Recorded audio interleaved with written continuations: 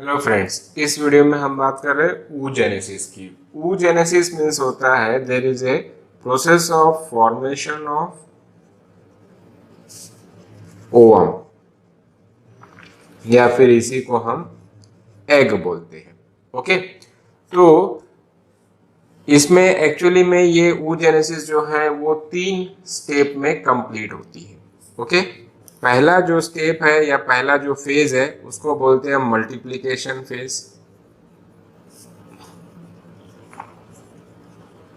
Okay, दूसरा जो phase है उसको बोलते हैं हम ग्रोथ फेज, और तीसरा जो फेज है उसको बोलते हैं हम मैच्योरेशन फेज। ओके, तो यहां पर ये जो मल्टीप्लिकेशन फेज है इसमें माइटोटिक डिवीजन होता है सेल का, और जो ये मैच्योरेशन फेज है इसमें होता है मियोटिक डिवीजन। ये बात आपको ध्यान में रखनी है। ओके, अब ये oogenesis स्टार्ट करने के पहले मैं आपको oogenesis के बारे में कुछ फैक्ट बता देता हूं जो आपको एग्जाम में जरूर काम आएंगे एमसीक्यू सॉल्व करने में। ओके, तो oogenesis is a discontinuous process. Discontinuous process हम इसको क्यों बोलते हैं? डिसकंटिन्यूअस प्रोसेस क्योंकि ये first month of embryonic life से शुरू होती है। मतलब जो 9 महीने का गेस्टेशन पीरियड होता है उसमें जो पहला महीना होता है, जो बच्चा माँ के पेट में होता है, उसी महीने से फीमेल फीटस में जो है oogenesis प्रोसेस स्टार्ट हो जाती है। उसके बाद ये प्रोसेस जो है बर्थ तक चलते रहती है और ये बर्थ के बाद स्टॉप हो जाती है। इसके बाद ये फिर से शुरू कब होती है? प्यूबर्टी पर। तो यहाँ पर बर्थ के बाद यहाँ पर जो ये स्टॉप हुई है तो इसकी वजह से ये कंटिन्यूअस प्रोसेस नहीं है, इसलिए हम इसको क्या बोलते हैं? Discontinuous process.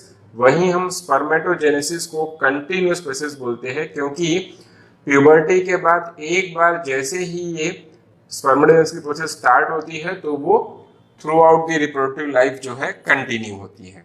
ओके, तो यहाँ पर कुछ पॉइंट हम डिस्कस कर रहे हैं। जैसे मान लीजिए इसको first month of gestation, first month of gestation period of female foetus, ये बात आपको ध्यान में रखनी है कि मेल फीटस में तो बनेगा नहीं ओवम। ठीक है, जो फॉलिकल्स होते हैं, प्राइमरी फॉलिकल्स, वो होते हैं 1700 के अप्रोक्सीमेट। हमने ओवरी के स्ट्रक्चर में देखा था प्राइमरी फॉलिकल्स। ठीक है, फिर इसके बाद ये जो प्राइमरी फॉलिकल्स है ये डेवलप होते हैं, इंक्रीज होते हैं in the second month of embryonic life. तो second month of embryonic life, second month of embryonic life में ये बढ़कर हो जाते हैं 6 लाख प्राइमरी फॉलिकल्स के आसपास। फिर इसके बाद ये फिर से इंक्रीज होते हैं। ओके, फिर से इंक्रीज होते हैं in up to the 5th month of embryonic life. इस टाइम तक के जो इनका काउंट हो जाता है वो आता है 7 मिलियन। लेकिन 5th month of embryonic life के बाद, 5th month of embryonic life के बाद ये जो काउंट है ये कम होने लगता है, और इस प्राइमरी फॉलिकल्स का जो काउंट कम होने की जो प्रोसेस है इसको हम बोलते हैं एट्रीशिया। क्या बोलते हैं? एट्रीशिया।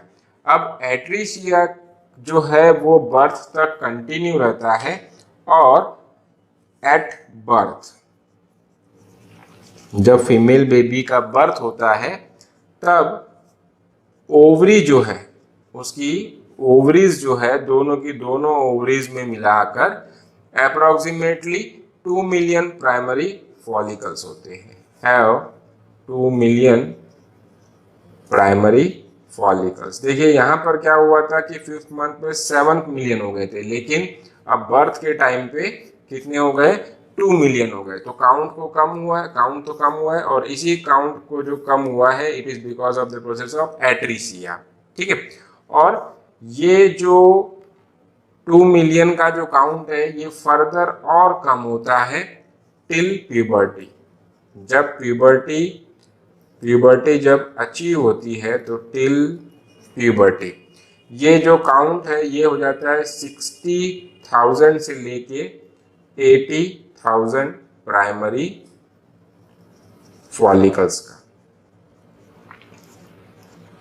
करेक्ट। अब यहां पर एक पॉइंट मैं आपको लिख के देना चाहता हूं कि एवरी 500 प्राइमरी फॉलिकल्स में से, हर 500 प्राइमरी फॉलिकल्स में से एक ही only one primary follicle develop into egg. हर 500 में से मात्र एक जो प्राइमरी फॉलिकल है वो एग में कन्वर्ट हो पाता है। ठीक है, अब हम देखेंगे oogenesis की एक्चुअल प्रोसेस। ठीक है, तो oogenesis में होता क्या है कि सबसे पहले तो होते हैं प्राइमरी फॉलिकल्स। ठीक है, प्राइमरी फॉलिकल्स जो होते हैं ये प्राइमरी फॉलिकल्स मल्टीप्लिकेशन में जाते हैं, मल्टीप्लिकेशन फेज में जाते हैं और ये बनाते हैं oogonia। प्राइमरी फॉलिकल्स जो है they are diploid in nature, once again they develop into the diploid structure which is called as oogonia। और ये oogonia में डेवलप होने का जो फेज है उसको बोलते हैं हम मल्टीप्लिकेशन फेज। सिंपली इसमें डिवाइड हो रहा है, मल्टीप्लिकेशन हो रहा है, क्योंकि मैंने बोला था इसमें माइटोटिक डिवीजन होता है। अब ये जो oogonia है ये फर्दर थोड़ा सा साइज में बड़ा होता है और ये बनाता है, ये साइज में बड़ा हो गया, फिर से ये डिप्लॉयड रहेगा और ये बनाएगा प्राइमरी oocyte। अब ये क्या हुआ है कि साइज में इंक्रीमेंट हुआ है, इसीलिए हम इस फेज को क्या बोल सकते हैं, ग्रोथ फेज। अब ये ग्रोथ हुई क्यों है, ये ग्रोथ हुई इसीलिए है क्योंकि यहाँ पर क्या हुआ है कि यॉक फॉर्मेशन हुआ है। मतलब इसमें का जो यॉक कंटेंट होता है oogonia में का वो बढ़ने लगता है। तो ये जो यॉक फॉर्मेशन की प्रोसेस है उसको हम बोलते हैं वाइटेलोजेनेसिस। तो यहाँ पर हम क्या बोल सकते हैं कि ग्रोथ क्यों हुई है, ड्यू टू वाइटेलोजेनेसिस। वाइटेलोजेनेसिस मतलब यॉक फॉर्मेशन। तो यॉक फॉर्मेशन की वजह से इसमें ग्रोथ देखने को मिल रही है। ठीक है, अब ये जो प्राइमरी oocyte है ये अब फर्दर 2 सेल में डिवाइड हो जाएगा with the process of meiosis first. लेकिन ये जो डिवाइड होता है प्राइमरी oocyte ये 2 अलग अलग साइज की सेल में डिवाइड होता है। मतलब जो इसका यॉक कंटेंट होता है वो इक्वली दोनों सेल में डिस्ट्रीब्यूट नहीं होता, जिसकी वजह से एक सेल जो है वो छोटी बनती है और एक सेल जो है वो बड़ी बनती है। तो ये जो छोटी सेल बनी है इसको हम बोलते हैं फर्स्ट पोलर बॉडी, ये जो बाद में डीजनरेट हो जाएगी। ओके, और ये मियोसिस फर्स्ट के बाद बनी है तो ऑब्वियस सी बात है ये कैसी रहेगी, हैप्लॉइड सेल रहेगी। अब यहाँ पे जो दूसरी बड़ी वाली सेल बनी है ऑब्वियस सी बात है ये भी हैप्लॉइड है और इसको हम बोल देंगे सेकेंडरी oocyte। तो प्राइमरी oocyte के बाद क्या बना है, मियोसिस फर्स्ट के कारण सेकेंडरी oocyte बना है। अब यहाँ पर ये जो प्रोसेस है, ये oogenesis प्रोसेस है, ये यहाँ पर स्टॉप हो जाती है मियोसिस फर्स्ट पर। जो हम डिसकंटिन्यूअस प्रोसेस की बात कर रहे थे तो यहाँ पर oogenesis अरेस्ट हो जाती है। तो यहाँ पर मैं लिख देता हूँ oogenesis is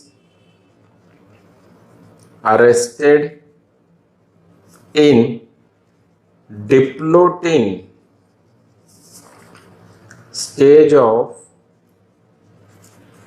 prophase 1 of meiosis 1। ठीक है ना। अब इसको ज्यादा मैं डिटेल में डिस्कस नहीं करूंगा, आपसे इतना जान लीजिए कि यहाँ पर ये अरेस्ट हो जाती है, मतलब कि स्टॉप हो जाती है। ठीक है। अब ये सेकेंडरी oocyte जो है, सेकेंडरी oocyte क्या होता है कि सेकेंडरी oocyte फर्दर ये मियोसिस 2 होगा, उसका मियोसिस 2 जो है ये आपका इक्वेशनल डिवीजन होता है, और मियोसिस 2 जो ट्रिगर होती है, it is triggered by the entry of sperm, triggered by the entry of sperm. ठीक है।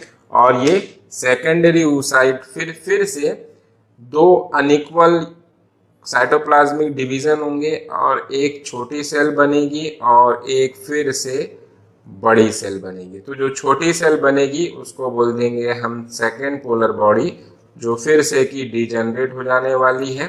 और ये जो स्ट्रक्चर बना है इसको हम बोलेंगे ootid, या इसी को हम बोलते हैं ओवम, या इसी को और एक नाम है एग। ठीक है ना। तो ये जो सेकेंडरी oocyte से एग बनने की जो प्रोसेस है ये तब तक कंप्लीट नहीं होगी जब तक स्पर्म आके सेकेंडरी oocyte को टच नहीं करेगा। जैसे ही स्पर्म आके सेकेंडरी oocyte को टच करता है, सेकेंडरी oocyte ootid में कन्वर्ट हो जाता है, नहीं तो उसके पहले तक जो है सेकेंडरी oocyte एग में कन्वर्ट नहीं होता है। ओके। तो ये था आपका oogenesis, मतलब कि formation of ovum and sperm. Okay, thank you.